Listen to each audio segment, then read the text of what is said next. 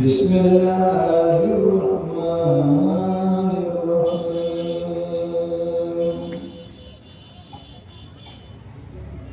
يا صاحب السجن أأرباب متفرقون خير أم الله الواحد القهار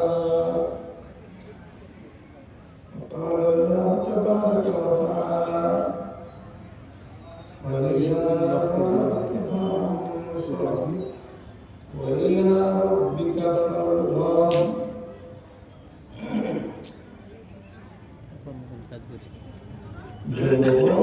যৌবনার ঝরে গেছে তবু মনের যুবক আমি দিব্যি করে যাই সে কাজ আজও যে কাজ পারো না তুমি যে কাজ পারো না তুমি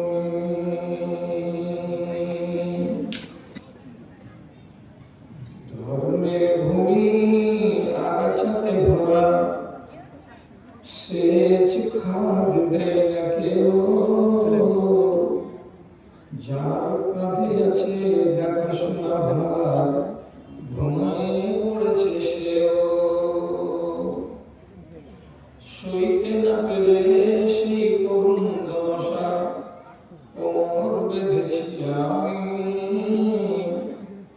দিব্যি করে যাই সেই কাজ আজও যে কাজ পারো না তুমি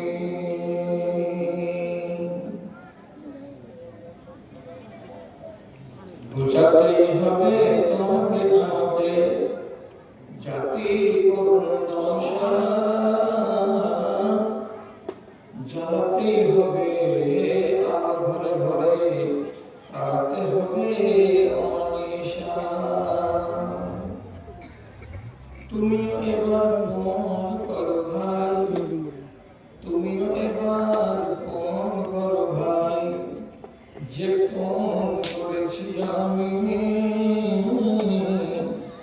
দিব্যি করে যাই সেই কাজ আজও যে কাজ পারো না তুমি যে কাজ পারো না তুমি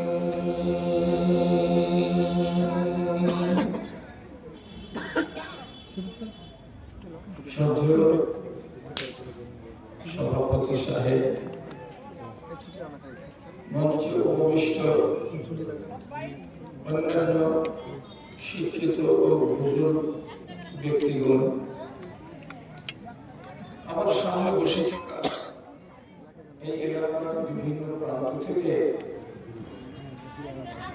দিনের দরদকে সাথে নিয়ে ইমানি জজবা বুকে নিয়ে উপস্থিত আমার প্রাণের ভাই ও বন্ধুগণ তথা মহিলা মহলে স্কুলের সামনে বসে থাকা আমার স্নেহের মাতা ও ভগ্নীগণ আল্লাহর শুকরিয়া আদায় করছি যে কিছুদিন পরে আবার আপনাদের সামনে এসে মুখোমুখি হয়ে একটুখানি মত বিনিময় করার জন্য রব্বুল আলামিন সুযোগ দিয়েছেন আপনি এসেছেন এখানে শ্রোতা হিসাবে আমি এসেছি এখানে বলবো বলে খাতিব হিসেবে আমার দায়িত্ব হচ্ছে সুন্দরভাবে নিজের কথাটাকে আপনার অন্তর পর্যন্ত পৌঁছে দেওয়া আপনার দায়িত্ব হবে প্রাণ দিয়ে শুনে কথাগুলোকে হৃদয় অঙ্গম করা মজলিসে বসার পরে আদবের যদি খেলা হয় কাজ তাহলে এটা খেয়াল এক ধরনের কেন যে কথাকে ঠিক করে শুনতে পারবেন না তখন তার একটু যত্নবান হওয়া সম্ভব হবে না এই জন্য রব্বুল আলামিন কোরআনে যদি একটা কথা সাবধান বাণী হিসাবে আমাদেরকে বলেছেন ওয়াল্লাযীনা ইয়াস্তামিউনা আল-কাওলা ফায়াত্তাবিউনা আহসানাহু উলাইকা হাদাহুমুল্লাহ যে সমস্ত মানুষেরা কোনো জায়গায় বসে, কোনো হালঘরে, কোনো জালসাগাহে, কোনো মসজিদে সমবেত হয়ে কিছু দিনের কথাকে শুনে, সেই কথার মধ্য থেকে যদি 10টা কথাও তাকে পছন্দ লেগে যায়, সেটিকে সে গ্রহণ করে, তাহলে এই মানুষটা হচ্ছে আল্লাহর নজরে হিদায়াত প্রাপ্ত লোক। এবং এই মানুষ ওটাই হচ্ছে আল্লাহ তাআলার দৃষ্টিতে জ্ঞানী এবং বুদ্ধিমান। সূরা জুমার আয়াত নম্বর 13। তাহলে শোনার কথাটা কিভাবে আছে? যে শোনাটা কান দিয়ে ঢুকবে, অন্তর পর্যন্ত পৌঁছিবে, তাহলে এর জন্য শর্ত হলো মনোনিবেশ করা। কি বলছি আমার দিকে তাহলে খেয়াল করুন। আমি বলছি আল্লাহ রাব্বুল আলামিন আপনার জীবনে বহু ক্ষেত্রে বহু সুযোগ দান করে থাকেন। সেই সুযোগকে আপনাকে কাজে লাগাতে হবে। আরো বড় সুযোগ আসবে এই আশায় বসে থেকে আগেকার সুযোগকে হাতছাড়া করা যাবে না। কেন? হতে পারে আগে যেটা আসবে সুযোগ, এই ছেড়ে দেওয়া সুযোগটার চাইতে খারাপ আসবে, ভালো আসবে না।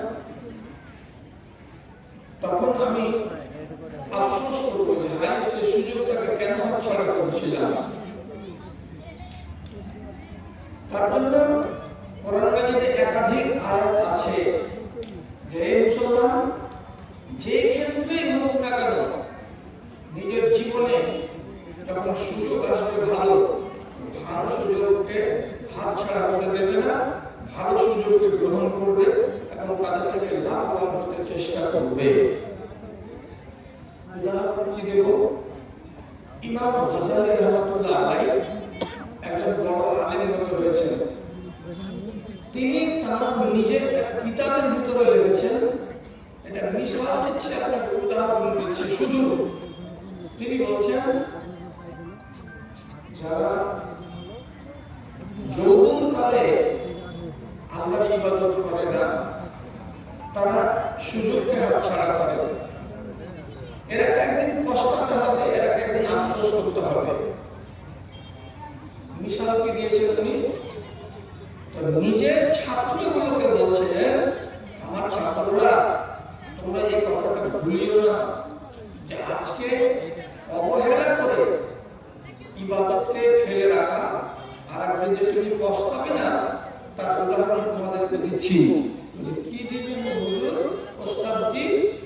উনি বলছেন, রাআইতু কাসীরান মিনান নাসে, আমি বহু মানুষকে দেখেছি নিজের চোখে, যারা বসে বসে নামাজ পড়ছে, হয়তো বা চেয়ারে পড়ছে, হয়তো বা টুলে বসে বসে নামাজ পড়ছে, কিন্তু বেচারারা সাজদা দিতে পারে না। এখানে বসে বসে ইশারা করে রুকু করছে, আর বসে বসে ইশারা করে সিজদা করছে, কপালটা জমিনে যায় না।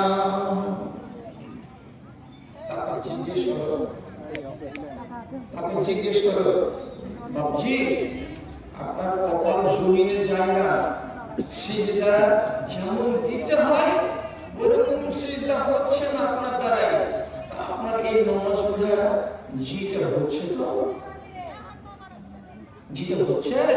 জিজ্ঞেস করলে তো ঠান্ডা মিজাজে। যদি তুমি এই কথাটা জিজ্ঞেস করো, আর বুকটা ফেটে চুরমার হয়ে যাবে, চোখ দিয়ে অসল নয়নের পানি বেরিয়ে আসবে। কেন? দুধের স্বাদ ঘোলে জীবনে মিটে না।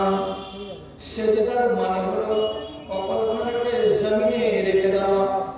আল্লাহ রাব্বুল আলামিনের সবচাইতে বেশি নিকটবর্তী হয় বান্দা কখন? যখন তার কপালখানা জমিনে পড়ে যায়। বেচারি ক্ষমতা শরীরে নাই যে কপালখানাকে জমিনে লাগাই,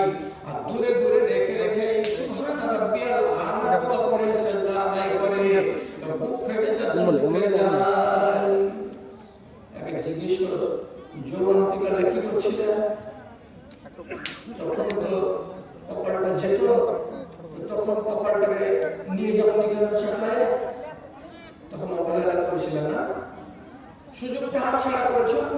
আজকে দেখো সুযোগ তোমার সামনে, বয়স আছে কিন্তু আর ওই সুযোগটা নেই, শরীর চলে না, কপাল মেঝেতে যায় না। ইকবাল কি বলেছিলেন, কবি হकीकत मुंतज़र नजर लिबास मजाज में के हजार सजदे तड़प रहे हैं मेरी जबीने नयाज में। আল্লাহ তুমি আমার সামনে দেখা দাও, আমার এই ফাঁকা চূড়া কাপড়ে, আল্লাহ আমার গায়ে চিকন চিকন জামা কাপড় নয়, একটা দরিদ্র মানুষ এই ভাঙা পোশাকে, এই ছিঁড়া পোশাকে আমি তোমাকে ডাকতে আছি। যদি তোমাকে দেখতে পেতাম তোমার কপালে হাজার হাজার সিজদা লুকিয়ে আছে, আমি সব সিজদাকে ভর ভর ভর ভর করে বের করে দিতাম। সুযোগ হাতছাড়া করলে পস্তাবে না। কিয়ামতের দিন আল্লাহ রাব্বুল আলামিন একটা সাধারণ অর্ডার করবেন একবার, সারা পৃথিবীর যত মানুষ আছে সমস্ত মানুষের জন্য এটা অর্ডার। আপনি আমি দেশবাসী, ছেলে মেয়ে, নর নারী সবার জন্য একটা অর্ডার হবে কিয়ামতের দিন। এই একটা অর্ডার, কি অর্ডার হবে? ইয়াউমা ইউশাফু আন সাকিন ওয়া ইউদআউনা ইলা সুজুদে ওয়া হুম লা ইস্তাতিউন। কিয়ামতের দিন রব্বুল আলামিন তার নিজের পবিত্র পায়ের পিণ্ডলিটাকে খুলে দেবেন, আর তারপরে কোটি কোটি মিলিয়ন মিলিয়ন মানুষের সামনে পাখানাকে যখন উলঙ্গ করে রব্বুল আলামিন দেখাবেন, আর তারপরে বলবেন, হে দুনিয়ার মানুষেরা, এটা হলো আমার পা, আমি তোমাদের রব, আমি তোমাদের মালিক, আমার পাখানাকে সামনে দেখতে পেয়ে তোমরা এক্ষুনি সাজদায় পড়ে যাও, আমি দেখতে চাই কতটা তোমরা আমার প্রতি শ্রদ্ধাশীল, এক্ষুনি এক্ষুনি জমিনে পড়ে যাও। সবাই পড়বে সাজদায়। সবাই বললে হবে? হবে না। তারপরে রব্বুল আলামিন বলছেন, খাশিআতান আবসারুহুম তারহাকুহুম জিল্লা ওয়া কাদ কানু ইউদউনা ইলা সুজুদে ওয়া হুম সালিমুন। এগুলো লোক একেবারে চেহারাটা যেন কয়লার মতো ঝাম হয়ে গেছে দুশ্চিন্তায়, লজ্জার জ্বালায় মুখটা যেন কালো হয়ে গেছে, চোখ দুটোকে নিচু করে নিয়েছে এবং বেহায়ার মতো মুখখানাকে নিচু দিকে লটকে দিয়েছে, আর এরপরে বোকার মতো হাসরের ময়দানে দাঁড়িয়ে আছে। কোটি কোটি মানুষ সবাই সাজদায় গেছে, আর জায়গা জায়গা জায়গা জায়গা লাইনে লাইনে 4টা 5টা 6টা 7টা 10টা 20টা করে বোকার মতো দাঁড়িয়ে আছে, লজ্জাহীন হয়ে দাঁড়িয়ে আছে, সাজদায় যেতে পারছে না। কেন পারছে না, যাচ্ছে না কেন? আল্লাহ তাআলা বলছেন, দুনিয়াতে এদেরকেই ডাকা হয়েছিল সাজদার জন্য, কিন্তু সেদিন তারা সুযোগ নেয়নি, সুযোগটাকে হাতছাড়া করেছে। তখন শক্তি ছিল গায়ে, তখন তাকত ছিল গায়ে, কিন্তু অবহেলা করার কারণে দুনিয়ার সুযোগটাকে হাতছাড়া করেছে বলে আজ কিয়ামতের দিন তার দ্বারা সাজদা দেওয়া হচ্ছে না। আজকে ক্ষমতা আছে, তখন আমি দিলাম না, কালকে সেদিন আর দিতে পারছি না। আল্লাহ ইশারা করতেছেন দুই জায়গাতে দুই রকম করে, আজকে পাচ্ছি না কেন? কালকে সুযোগ হাতছাড়া করেছে তার জন্য। আর যদি সাজদা দিয়ে অভ্যাস করে রাখতো, তাহলে কিয়ামতের দিন একটা সাজদা লাগবে হাসরের ময়দানে, সেটা দিতে তাকে কষ্ট হতো না। রসের কথাই বন্ধুকে নিয়ে অনেক হেসেছো জানি, রসের কথাই বন্ধুকে নিয়ে অনেক হেসেছো জানি, কবর দেখিয়া পানি 2 ফোঁটা ঝরেনি তোমার আজো, ঝরেনি তোমার আজো। বাহির তোমার রাত আর দিন তেল সাবুন দিয়ে, বাহির তোমার রাত আর দিন তেল সাবুন দিয়ে, বলো না মনের কালো মুছা গেল, হয়নি তোমার আজো, হয়নি তোমার আজো। আমার বস্তু বিষয়বস্তুটা বলে সুযোগটাকে হাতছাড়া করলেন না।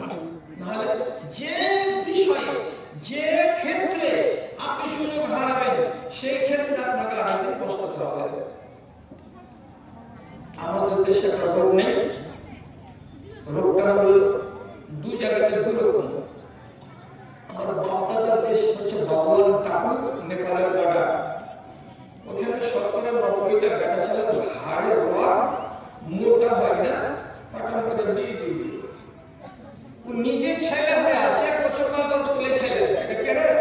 হ্যাঁ বেটা। আবার তুই যে বেটা হয়ে আছে কেন তো তোকে বেটা কেন করে বল? ওই দেশের লোক ছোট ছোট বয়সে মেয়ে ছেলেদের বিবাহ দিয়ে দিবে। আর আমাদের পশ্চিমবাংলার লোক কি বেটি বড় হয়ে গাছ হয়ে দাঁড়িয়ে আছে বাড়িতে, আর বিবাহের নাম নেই। কিছু গার্জেন আছে এরকম, আর কিছু মেয়ে আছে এরকম। যেমন কিছু গার্জেনের কথা হলো কি মেট্রিকটা পাস করো, মেট্রিক পাস করবে তো কমসে কম 17 বছরের, আর এখনকার সময় কয়েক বছরের বেটি ছিল তাদের ভাই। আগেকার যুগে 16, 17, 18, 19 বছর হয়ে গেলেও মেয়ে ছেলে পেলের শরম ভাঙেনি, আর বুঝতে পারা যায়নি যে এরা সাবালিকা হয়েছে। আর এখন 9 বছর বয়স হয়নি, আপনি দেখবেন যে তারা সাবালিকা হয়ে বসে আছে, তাদের গায়ে সাবালিক হওয়ার লক্ষণ। এটা হচ্ছে যুগের তাড়না। আর মানুষের মনের ভেতরে যত তাড়াতাড়ি জৈবিক চাহিদা তৈরি হবে, তত তাড়াতাড়ি মানুষ সাবালিক হবে। এগুলো দেখছে সব মোবাইলে, এগুলো দেখছে সব নেটে, এগুলো দেখে দেখে দেখে দেখে মানুষ তাড়াতাড়ি তাড়াতাড়ি সাবালিক হয়ে যাচ্ছে। 16 বছরে বিয়ে দিল না, মেট্রিক যখন পাস করা হলো, দেখতে এলো একটা ভালো ফ্যামিলি, দিনদার পরিবার, খাওয়া দাওয়ার জন্য জমি জমা আছে। তার বাহানা করে বলছে যে মেয়ে বলছে যে একটু উচ্চ মাধ্যমিকটা করে নি, কত ভালো, এটাকে প্রস্তাবটাকে নষ্ট করে দিল। তারপরে যখন উচ্চ মাধ্যমিক হলো, তখন মেয়েটার আবার আরেক জায়গা থেকে প্রস্তাব হলো। তো বলছে আমাকে সবাই বলছে যে কোন রকম যদি মেয়েটাকে একটু রোকে রাখতে পারিস 3 বছর না, তাহলে গ্রাজুয়েটটা হয়ে যাবে, তো মেয়েটার একটা ভবিষ্যৎ উজ্জ্বল হবে। তো বিয়ে আবার আর একটা সুন্দর প্রস্তাব এলো, ওটাকে কাটিয়ে দিল। মেয়ে বিবাহ করবে কি করবে না, ওর বাপ বলছে না মেয়ে বিবাহ দেওয়া হবে না, দিল না। তারপরে যখন আবার বিয়ে পাস করা হয়ে গেল, লোক বেড়ে গেল। কি লোক? এখন যদি বিয়েটা করে নিশ্চয় চাকরি পাবি, একটা পাবি। বিয়েটা করে শ্বশুর বাড়ি গেলে তো বউ তুলতে হবে, দিবে না তোকে বিয়ে করতে, বিয়েটা করে। এবার বিয়ে করতে গিয়ে 2 বছর আবার নিয়ে নিল, ছেলের মেয়েটার বয়স হয়ে গেল 25 বছর। এবার এখানটাকে রেখে দিবি প্রাইভেটে কিংবা রেগুলার এমএতে করবো, এমএতে ভর্তি হলো, ওখানে আবার হয়ে গেল 3 বছর। একটা মেয়ে ছেলে 28 বছর বয়স হয়ে গেছে, এখনো বিয়ে হয়নি, 4টা 5টা প্রস্তাবকে রদ করে দিয়েছে যে না বিয়ে দিব না। এখন অবস্থাটা কি হয়েছে? কি হয়েছে মেয়েটার অবস্থা? তো আপনারা গালমন্দ করবেন না, নারীর যৌবনের গ্লেজ যদি বাকি থাকে, নরের সংস্পর্শে আসলেই বাকি থাকবে। আর নরের সংস্পর্শে যদি কোনো নারী না আসে, তাহলে তার গ্লেজ আপনিতে নষ্ট হয়ে যাবে অল্প দিনের মাথায়, এবং তার দিকে মানুষের নজর উঠবে না, তাকে দেখতে ভালো লাগবে না। चूतर है जैसे पिचका हुआ पेड़ा पतीली का, नाक है जैसे तहबीर हाथ की, दिल चाहता है खींचूं तस्वीर आपकी। চেহারাটা এমন হয় 28 বছর বয়সের মেয়ে ছেলেটি হয়েছে কি অ্যালুমিনিয়ামের হাড়ি যেমন জায়গা জায়গা ট্যাপসা হয়ে থাকে, তেমনি গাল ওরকম ট্যাপসা, মুখখানার চামড়াগুলোর ভেতরে রং নেই, গ্লেজ নেই। 30 বছর ধরে বাবার বাড়িতে বসে আছে, বিয়ে করেনি। এখন কোনো যদি প্রস্তাব আসছে, তোর মায়ের বড় আসছে, বুঝছো যে এটা কি করে কি না করে। জিজ্ঞাসা হয়েছিল, স্ত্রীতে মরে গেছে, আমার দ্বিতীয় বিয়ে করবে। তখন বলছে আমার বেটিটা কুমারী, আর তার বিয়ে দিব এমন একটা বেটা ছেলের সঙ্গে যে যার 2টা বাচ্চা এখন আছে, স্ত্রী মারা গেছে, দিবি না তো কি করবি? আমাদের শেষ আমাদের ভাষা আছে যে ভাগ্যের ভাতার পেলে কোন এখন না। আসল যুগের সময় চলে গেল, তোমার মেয়ে সাবালিকা হয়েছিল, তখন তার বিয়ে দেওয়ার তখন বাপ এমন তুমি নির্লজ্জ, সামান্য বাপ দেখতে গিয়ে একটা মেয়ে ছেলের যৌবনকে নষ্ট করেছো, কে খেসারত দেবে? রাসূলুল্লাহর হাদিসে আপনি উদাহরণ দেখালেন। রাসূল পরিষ্কার ভাষাতে বলেছেন তিনটি জিনিসে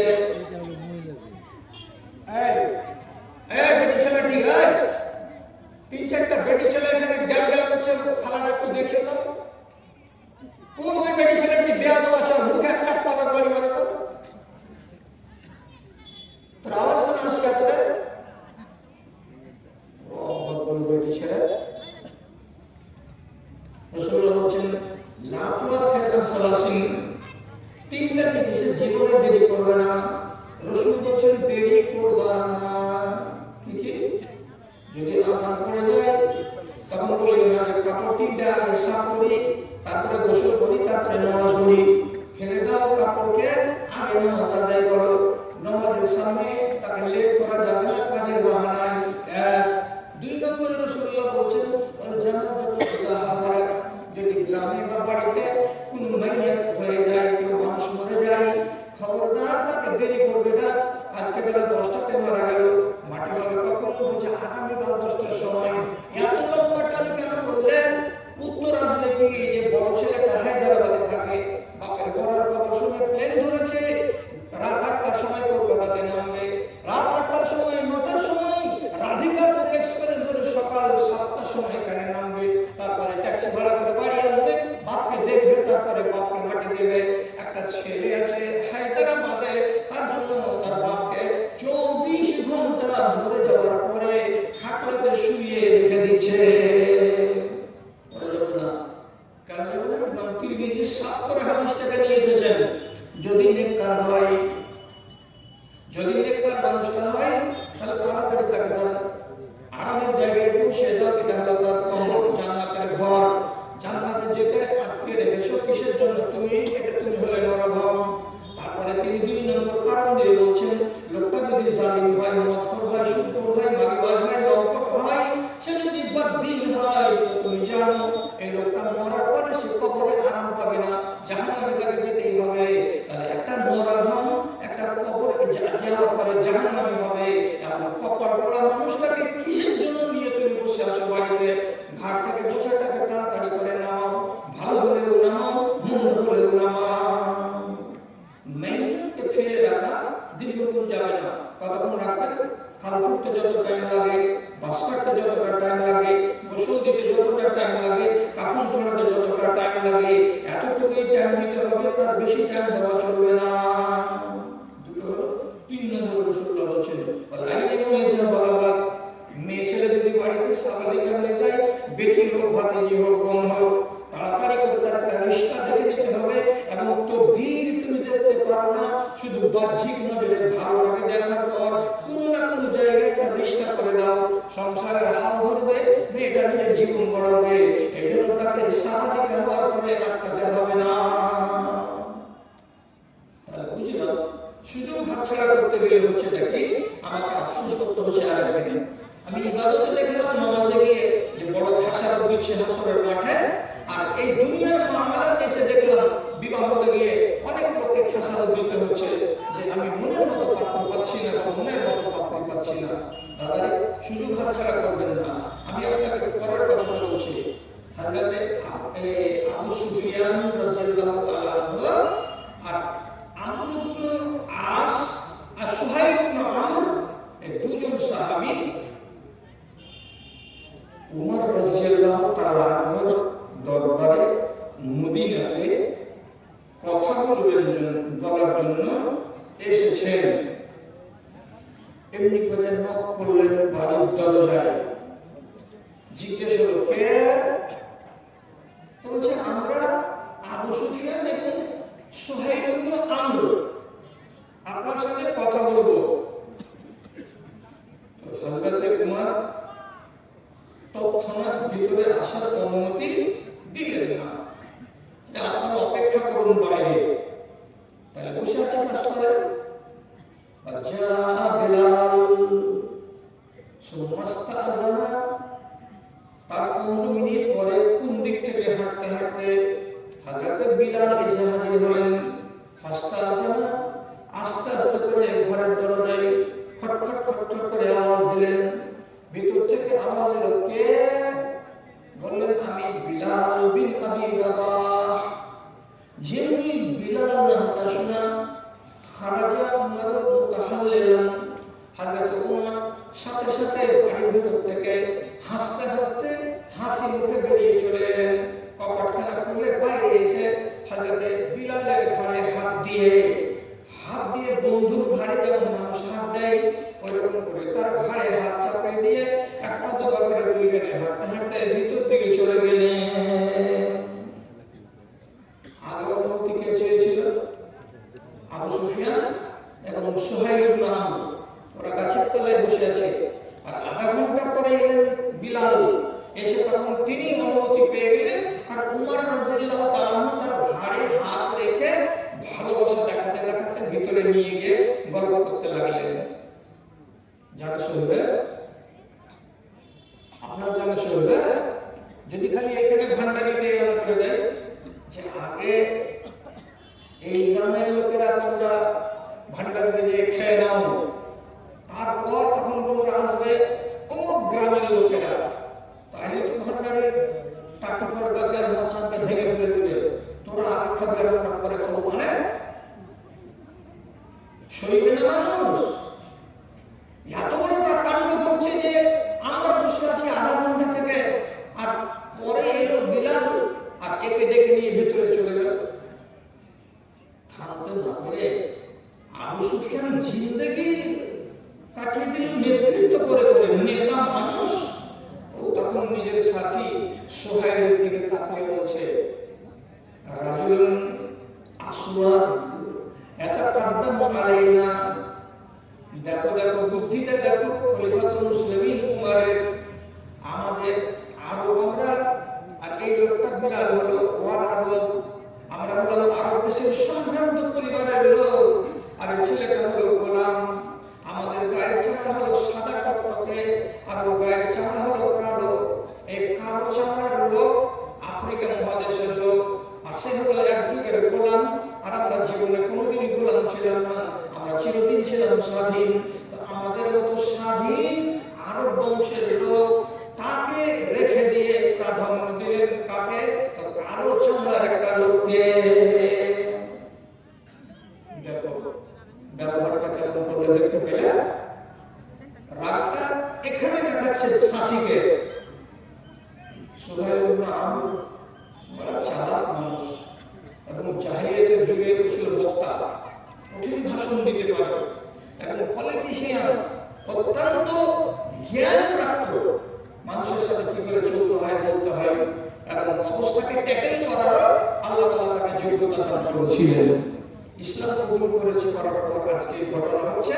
তখন সুহাইল ইবনে আমর আবু সুফিয়ানকে বলছে, ইন্নাহু বাদারা ইলাল্লাহি ওয়া রাসূলিহি ফানালাল কবুলিয়াতা।